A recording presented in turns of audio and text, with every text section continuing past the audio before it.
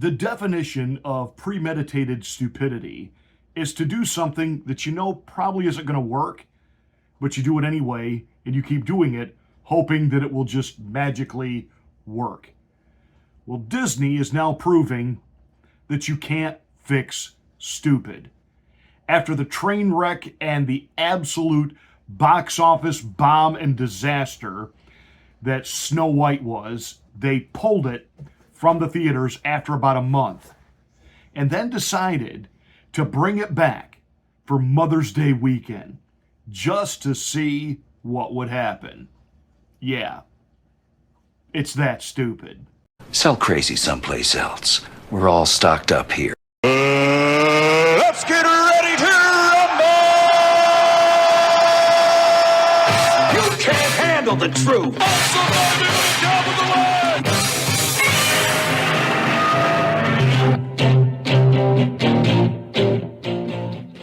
Hi, I'm Pastor Marty. Welcome to the Afternoon Drive. Make sure that you are subscribed to the channel, and once you are, smack the bell. Click the word all. That will give you notification of my rants, my ravings, my undeniably flawless reasonings.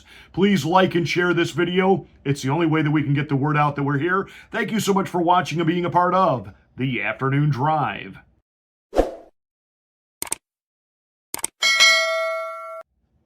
Renee Zegler, everybody's favorite woke actress to hate, tanked Snow White. Everybody knows that. Her comments about the original movie, the whole rewriting of the script to get rid of the prince, to make this now she's a girl boss, and of course the fact that, you know, Snow White, a piece of actual folklore history, being as white as the snow. What do? They decide, hey, we've got to culturally reappropriate Snow White, and so they hire a Latina actress. And her endless nasty comments, her whole, she needs to be paid for every second that she's in that dress, even in the royalties, you know, after it starts streaming, etc., etc., etc. She's just absolutely insufferable.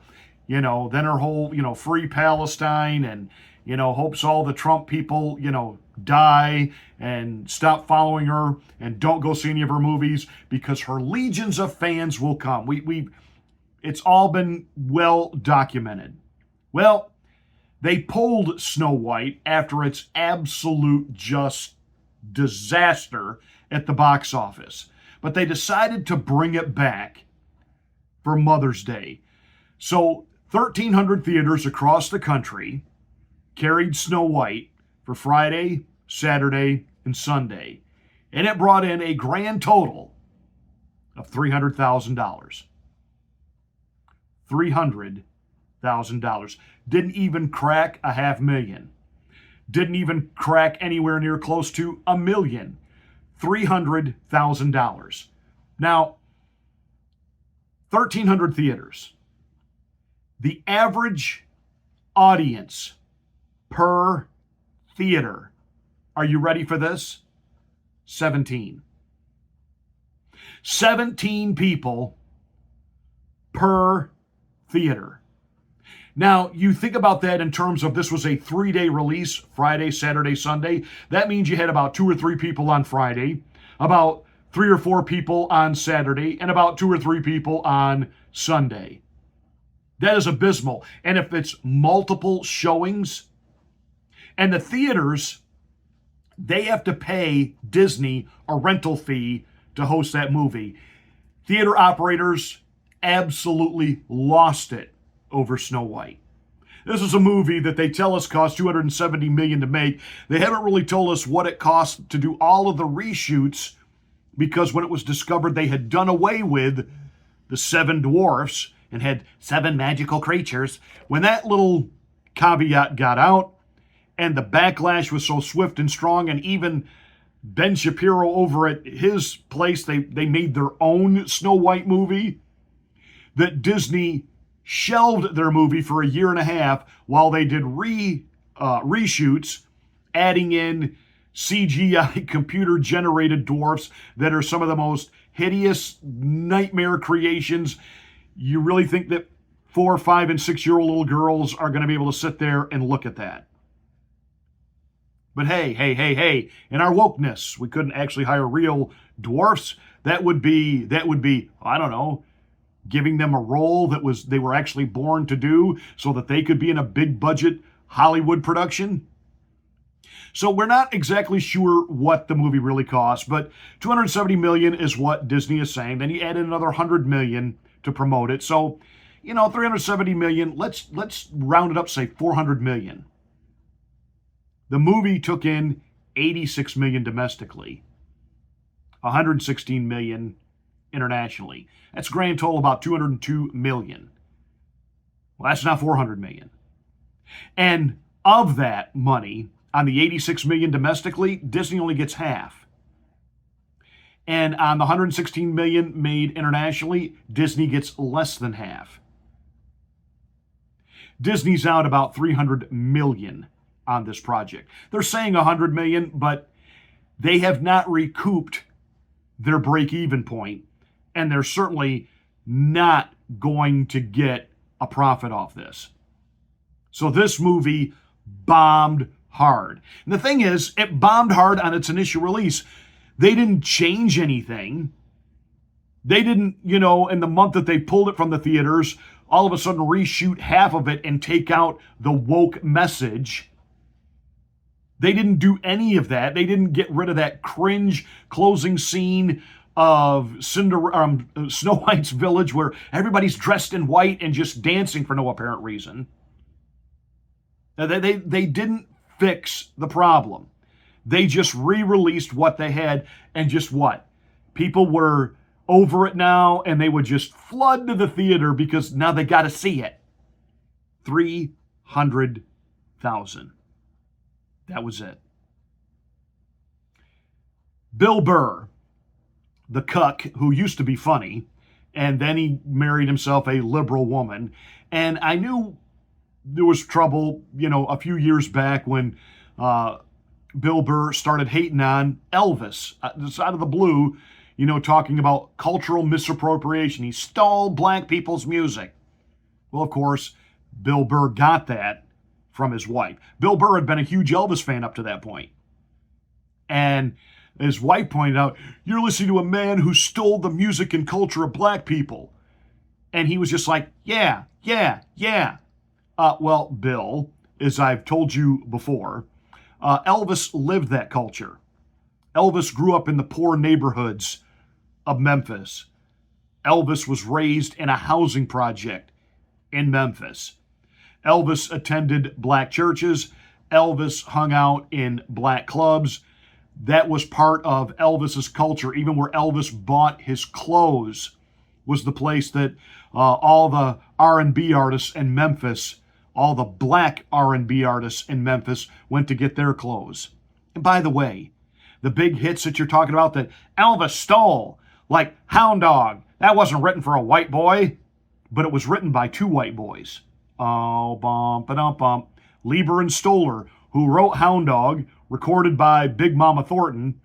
They were two white Jewish boys who met at UCLA and then migrated back to the East Coast to become the songwriting team at Atlantic Records. What did two Jewish boys know about the black experience? Atlantic Records, without a doubt, is one of the key record labels in 1940s, 1950s R&B, which became rock and roll. Owned by a guy named Amat Ergan, who was Turkish. And he loved rhythm and blues. What did he know about the black experience? Chess Records, who gave us Howlin' Wolf, Muddy Waters, Chuck Berry, Etta James, owned by two Jewish brothers. You catching on here, Bill? But see, Bill's not real smart, and he admits that. He says, I don't really study and read. I just come out and comment on everything and trash everything, and everybody laughs, and I fill stadiums. But now he's not filling stadiums anymore. In fact, recently he was in Florida, and he apparently walked off mid-set because he was there doing all of his new woke material, and nobody was laughing. Well, Bill Burr is upset and he's trying to make fun of us sensitive white conservatives and why we're upset about Snow White. For conservative people to act like they're not the biggest babies also is hilarious. Have you seen this? My people, Whitey, were upset about the new Cinderella movie.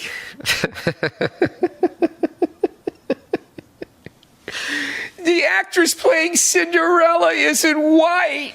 There's no prince. They changed the story. What am I going to tell my kids?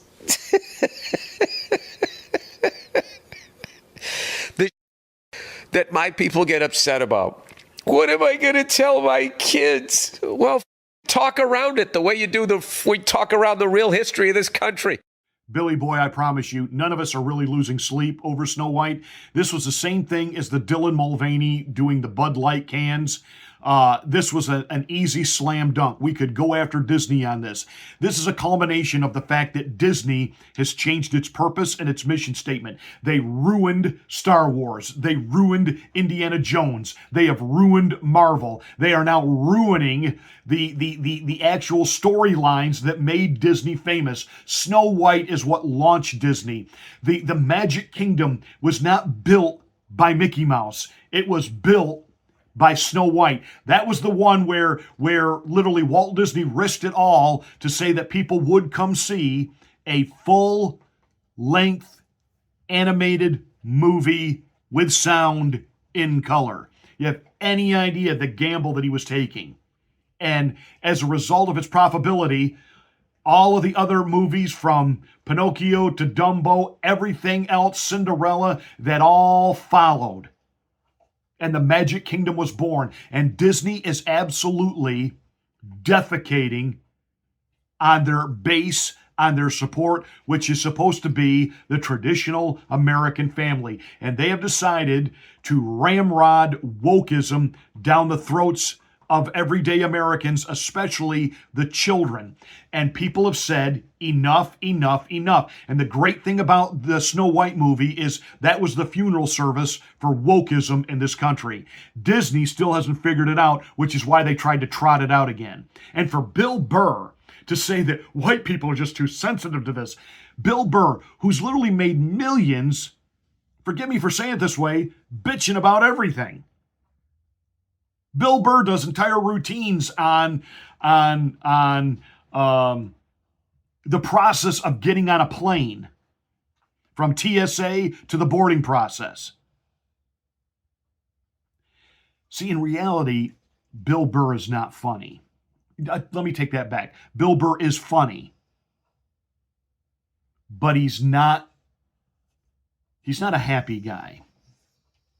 He actually really is mean, angry little man. And for a while, he was able to cash that in and make some money because he basically ripped off somebody else's act. He ripped off a conservative comedian's act. Up to that point, if you really go do a YouTube deep dive on Bill Burr, some of his old material, I mean, he had this curly red hair, freckles. He looked like Howdy Doody up there, just kind of like telling jokes. And then that whole attitude where he started, talking about being a mother's not the hardest job in the world. Oh my God. When he really broke out and got funny, it was because he ripped off word for word, joke for joke, somebody else's act. And then he added to it and added to it and added to it. But after he got married, he flipped the script and he decided to go liberal. Well, Bill Burr attacks liberals. He attacks liberal white women. That's it. He does not attack liberalism. And so, Bill Burr is cooked. He's a cuck. He's done. He's basically lost over half his audience. Here's how stupid this guy was. He didn't even realize that 70% of his audience was conservative. He didn't know how to read the room. And now he's walking out mid-set because the conservatives in the audience, just start laughing. He's not funny. And for him to defend Snow White, couldn't even get the name right, Cinderella. He doesn't get it. He doesn't get the bigger picture here. The attack was not on quote-unquote Snow White. The attack was on Disney and Hollywood, constantly ramrodding this wokeism down our throats, and the American people have said, enough. Enough. But hey, stupid is as stupid does. And my guess is Disney should have learned their lesson. I think the board has, but as long as they keep the current president and administration in place over Disney, they got some more lessons to learn because they're stupid.